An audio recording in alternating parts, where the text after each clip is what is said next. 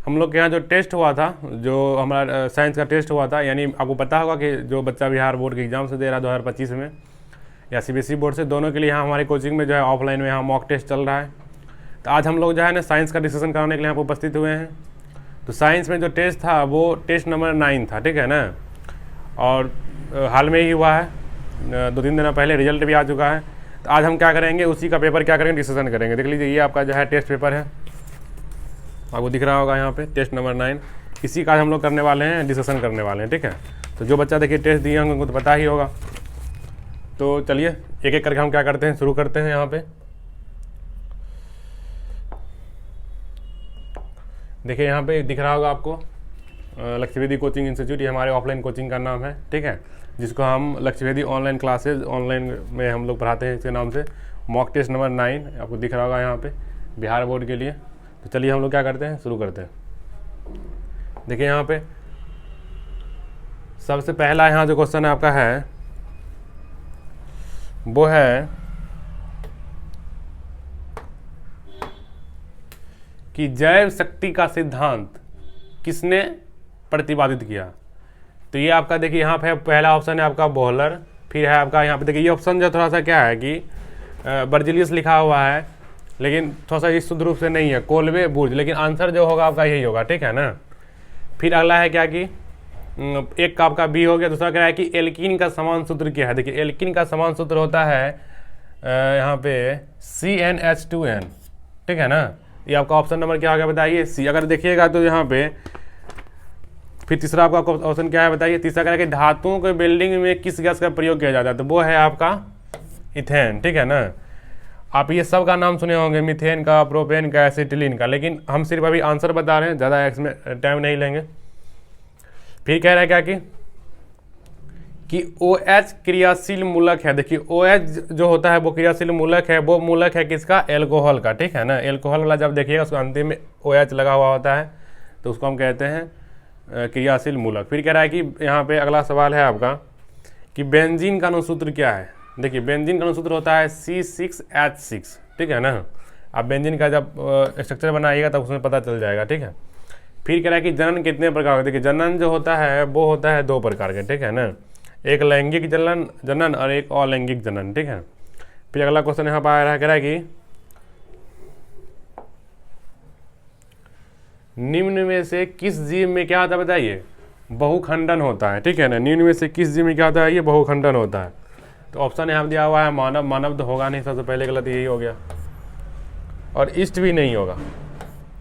अब मलेरिया और परजीवी, तो आंसर जो होगा वो होगा हाइड्रा, ठीक है ना। फिर कह रहा है कि स्वपरागन निम्न में से किस पौधे में होता है। देखिए स्वपरागन जो होता है वो होता है उभयलिंगी में, ठीक है ना। कह रहा है कि मुकुलन द्वारा अलैंगिक जनन होता है किसमें, अमीबा में, ईस्ट में, प्लाज्मोडियम में। तो ये आपका होगा प्लाज्मोडियम, क्या होगा बताइए, प्लाज्मोडियम।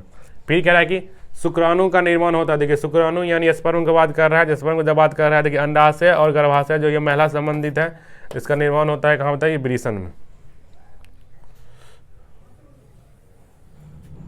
फिर देखिए क्वेश्चन नंबर 11 बात में कह रहा है कि एड्स रोग का प्रमुख कारण है। देखिए एड्स रोग जो होता है वो एक प्रकार से क्या है, ये यौन रोग है, सेक्सुअल मतलब बीमारी है। ये खून कमी से, पोषण की कमी से, विटामिन की कमी से, ऐसा कुछ नहीं है, ठीक है। ये कैसा होता बताइए, असुरक्षित है एड्स के बारे में। इस बार हम एग्जाम में ये भी पूछे थे कि एड्स का फुल फॉर्म क्या होता है, एक्वायर आइमीन डिफिशियंसी सिंड्रोम, याद रखिएगा। फिर कह रहा है कि पादप में जाइलम किसके वहन के लिए उत्तरदायी है। देखिए पादप में जो जाइलम होता है वो जल के वहन के लिए उत्तरदायी है, ठीक है ना। किसके लिए उत्तरदायी बताइए, जल के वहन के लिए। फिर कह रहा है कि इनमें से कौन उत्सर्जी। देखिए उत्सर्जी मतलब होता है क्या कि अपशिष्ट पदार्थ का बाहर निकालना, तो हम मारेंगे अग्नाशय। फिर कह रहा है क्या कि ऊर्जा के सभी रूप में अनंत स्रोत किसे माना। देखिए ऊर्जा जो हमें सबसे मिलता है वो अनंत स्रोत यानी सूर्य से मिलता है, जो ऐसा माना जाता है कि ये कभी ख़त्म नहीं होगा, ठीक है। कह रहा है कि इनमें से कौन नवीकरणीय ऊर्जा है। देखिए ऊर्जा 2 तरह के यहाँ पर हम लोग पढ़ते हैं फिजिक्स में, नवीकरणीय और अनवीकरणीय। नवीकरणीय उसको हम बोलते हैं जिसका इस्तेमाल हम फिर से कर सकते हैं, और अनवीकरणीय किसे बोलते हैं जिसका इस्तेमाल हम फिर से नहीं कर सकते। तो यहाँ पर हम क्या बताइए, हमारा होगा सौर ऊर्जा, ठीक है। चलिए तो इतना हम कर लिए। फिर अगला सवाल देखते हैं।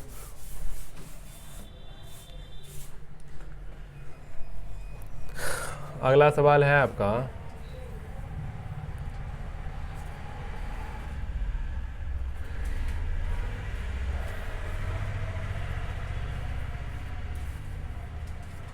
दिख रहा है हमको, देखो तो कह रहा है कि उत्तम प्रकार का कोयला। देखिए उत्तम मतलब क्या होता है कि इसको हम कह सकते हैं कि सबसे अच्छा।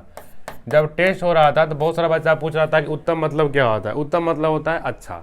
इसमें कह रहा है कि उत्तम तो मतलब सबसे अच्छा के बारे में बात कर रहा है।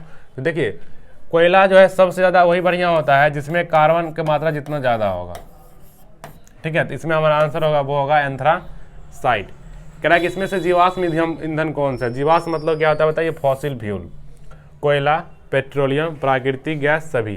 तो इसमें आंसर मारेंगे सही, क्योंकि प्राकृतिक गैस, पेट्रोलियम और कोयला सब क्या है बताइए, सब यहाँ पे ये जीवाश्म ईंधन है।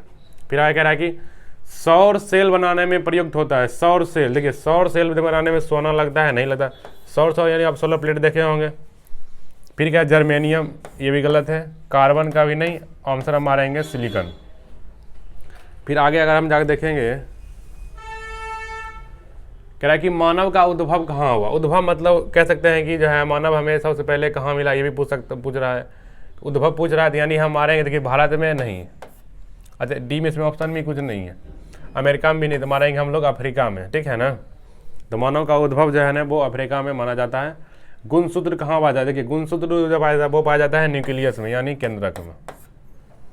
कह रहा है कि द ओरिजिन ऑफ स्पीसीज नामक पुस्तक किसने लिखा था। डार्विन, लेमार्क, अरस्तु और न्यूटन। नहीं, लेमार्क तो बायोलॉजी के बारे में बात किया था। अरस्तु जो है सबसे पहले बायोलॉजी शब्द का प्रयोग किया था। लेमार्क जो है बायोलॉजी शब्द का सबसे पहले प्रयोग किया था, अरस्तु इसको आगे बढ़ाया था। न्यूटन को यानी फादर ऑफ फिजिक्स। तो आंसर जो होगा वो होगा हमारा डार्विन।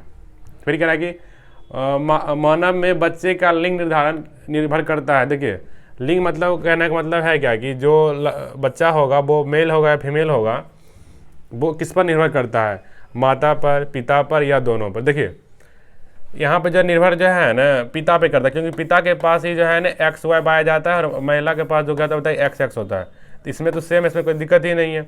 अगर XX मिल जाए तो क्या बनता है बताइए, वो लड़की बन जाता है। बच्चा का जो भ्रूण होगा वो लड़की होगा, और XY मिल जाएगा बताइए लड़का होगा। ये छोटा सा बात था, चलिए उतना नहीं करना है, फिर भी आपको बता देते हैं। देखिए तो ये जो है ना माता पे कभी निर्भर नहीं करता है। दिल से माता को ब्लेम करना क्या है, गलत बात है। लड़का या लड़की हो, ये किस पर निर्भर करता है बताइए, निर्भर करता है पूरे पिता पे।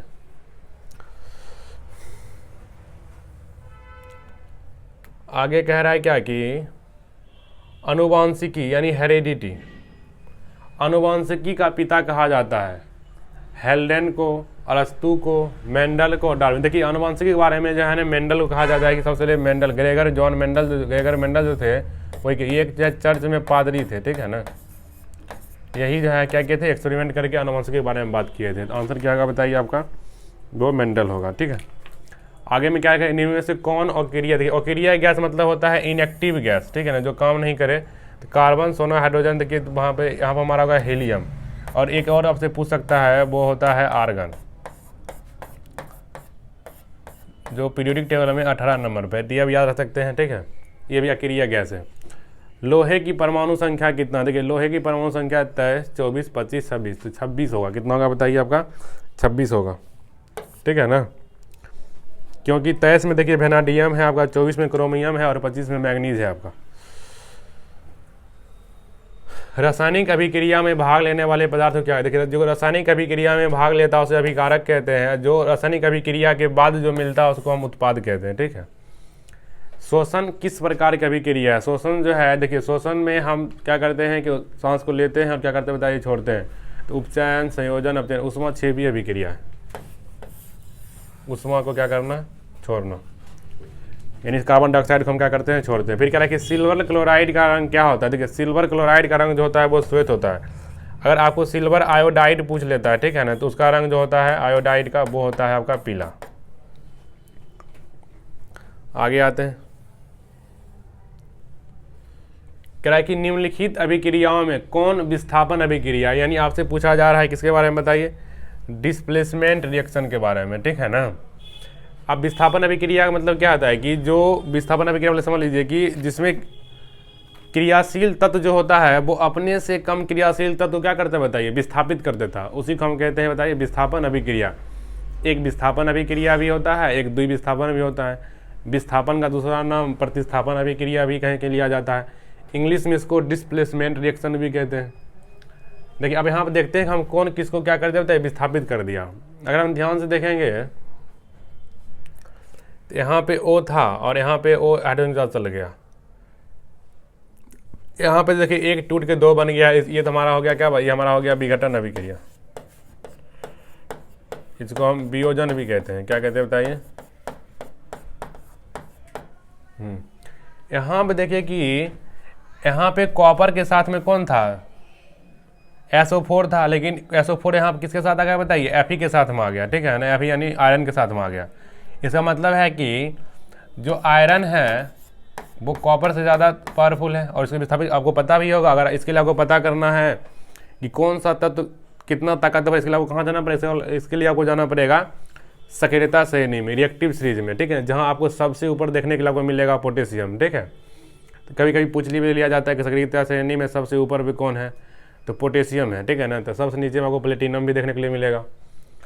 तो आपको क्या करना है कि यहाँ पे जो है ना, हम मार सकते हैं कि यहाँ पे जो है ना Fe क्या कर दिया बताइए, कॉपर को क्या कर दिया बताइए, यानी आयरन जो है वो कॉपर को क्या कर दिया है, विस्थापित कर दिया है, ठीक है।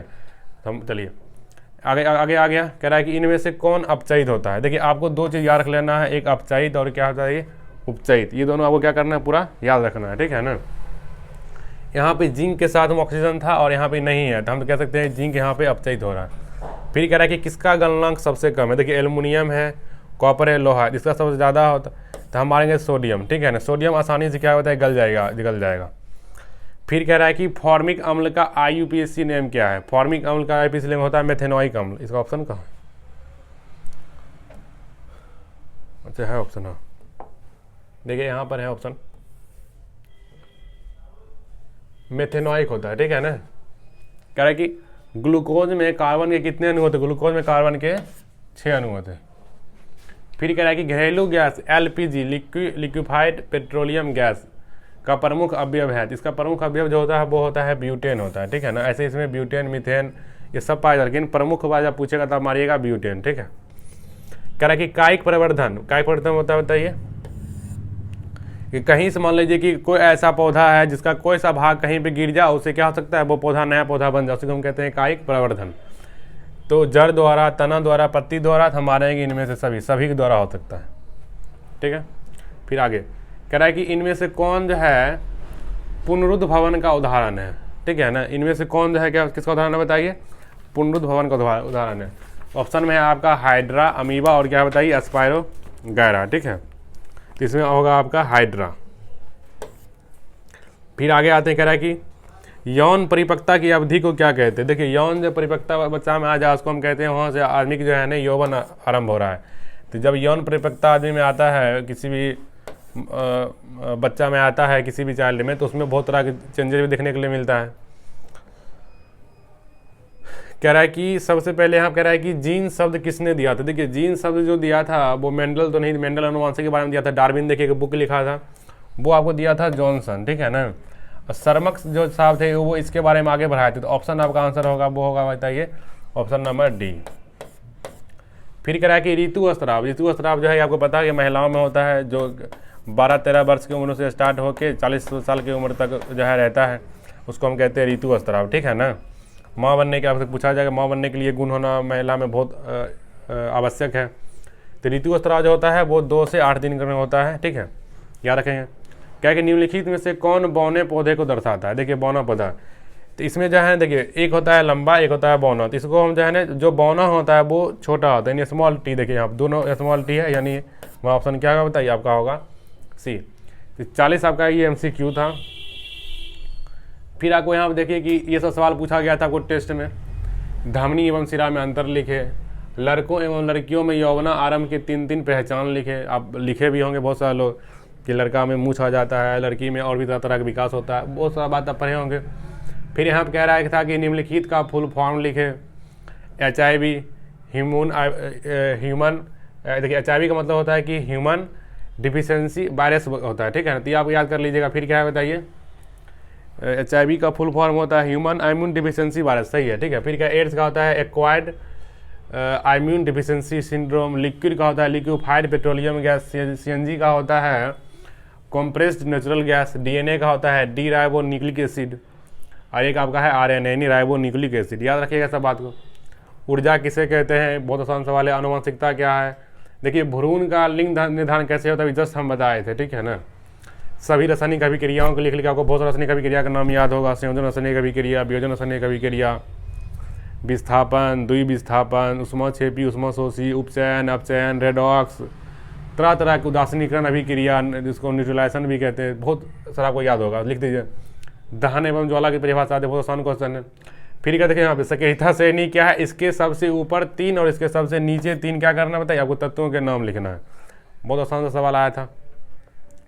धातु एवं धातु में अंतर लिखे, मनुष्य के रक्त संरचना का वर्णन करें, मानव हृदय के क्रियाविधि को समझाए, ब्रिक के कार्य लिखे यानी किडनी के बारे में कह रहा है, जंतियों में उत्सर्जन को समझाए, जनसंख्या नियंत्रण क्या है, जनसंख्या का इसको कैसे नियंत्रण करेंगे। फिर आगे भी देखते हैं, और आगे भी क्वेश्चन, आगे और भी क्वेश्चन आसान है। कह रहा है कि अलैंगिक जनन किसे कहते हैं या कितने प्रकार के होते हैं, निषेचन क्या है, मस्तिष्क किसे कहते हैं, कितने प्रकार के होते हैं, तंत्रिका ऊतक क्या है, CO2 की इलेक्ट्रॉन बिंदु संरचना दर्शाएं, सहसंयोजक बंधन क्या है, इसके 2 उदाहरण लिखे, हाइड्रोकार्बन क्या है, प्लास्टर ऑफ पेरिस के उपयोग लिखे, कार्बन के 2 रूप में अंतर स्पष्ट करें, और क्या आप मार दें। देखिए इसमें जो है ना, ये जो है ना, देखिए हमारे यहाँ जो टेस्ट हो रहा है वो टेस्ट हो रहा है टॉपिक वाइज, ठीक है ना, या आप कह सकते हैं चैप्टर वाइज। इसमें जो है ना, जो चैप्टर को शामिल किया गया था वो सबसे पहला केमिकल रिएक्शन एंड इक्वेशन वाला था, हम हिंदी में लिख देते हैं। रासायनिक अभिक्रिया एवं समीकरण वाला था,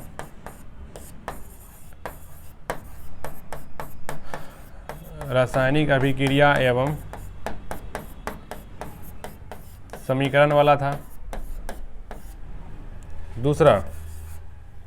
दूसरा इसमें जो था, हमको लगता है कि इसमें आनुवंशिकता था शामिल,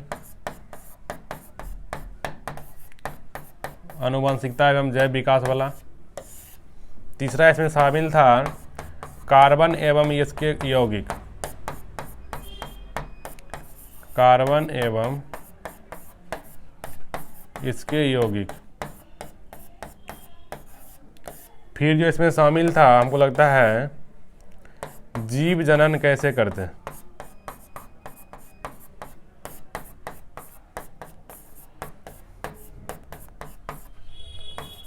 जीव जनन कैसे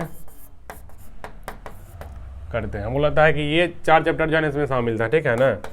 अगला टेस्ट में कौन सा टॉपिक है उसको आप सबको बता दिया गया है। तो क्या करना है कि देखिए ये सब जो है ना, जितना भी इसमें ऑब्जेक्टिव शामिल किया गया है, ये सब कहीं ना कहीं जो है ना आपको एग्जाम की दृष्टि से बहुत ही महत्वपूर्ण है, ठीक है ना। तो ज़्यादा समय जो है इसमें नहीं लेते हुए, ठीक है। तो ये आपका देखिए डिस्कशन हो गया पूरा टेस्ट 9 का।